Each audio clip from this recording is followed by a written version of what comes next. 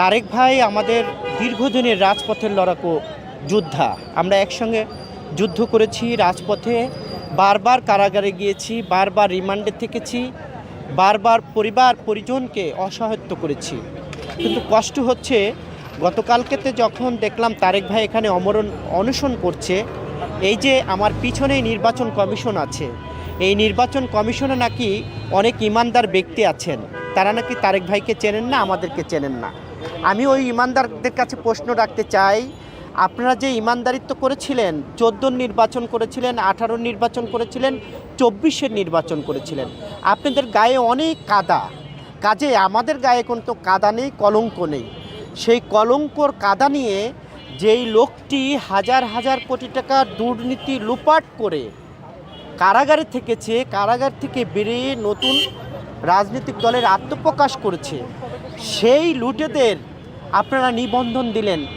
বাংলাদেশের রাজনৈতিক অঙ্গনে গুঞ্জন আছে এবং রাজনৈতিক কর্মী আমরা যারা, আমাদের প্রশ্ন, এই লুটেদের সাথে আপনাদের কত টাকা ডিলিংস হয়েছে? আমরা গত 17 বছরের লুটেদের বিরুদ্ধে যুদ্ধ করেছি, দুর্নীতির বিরুদ্ধে যুদ্ধ করেছি।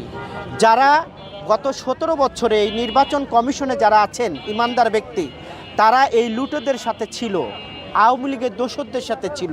তারা নতুন করে সেই লুটেদের সাথে যুক্ত হয়ে তাদেরকে নিবন্ধন দেন, আর আমজনতা দলের নিবন্ধন দেন না, আমাদের নিবন্ধন দেন না, আমাদের চোখে পড়েন না, আমাদেরকে চেনেন না, আমাদেরকে দেখে তুচ্ছ তাচ্ছিল্যতা করেন। এটা কোন নীতি আমরা জানতে চাই।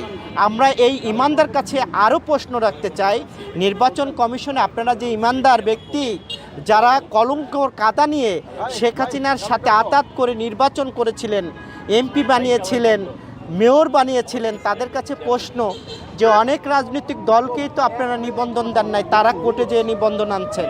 তা কোর্ট বড় না আপনারা বড়?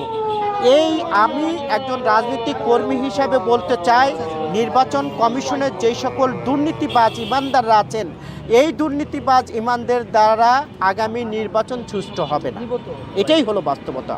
এবং তারা যদি এই লুটেদের নিবন্ধন বাতিল না করে, বাংলাদেশের জনগণকে সাথে নিয়ে আমরা দুর্বার আন্দোলন গড়ে তুলব এই দুর্নীতিবাজ ইমানদারদের বিরুদ্ধে।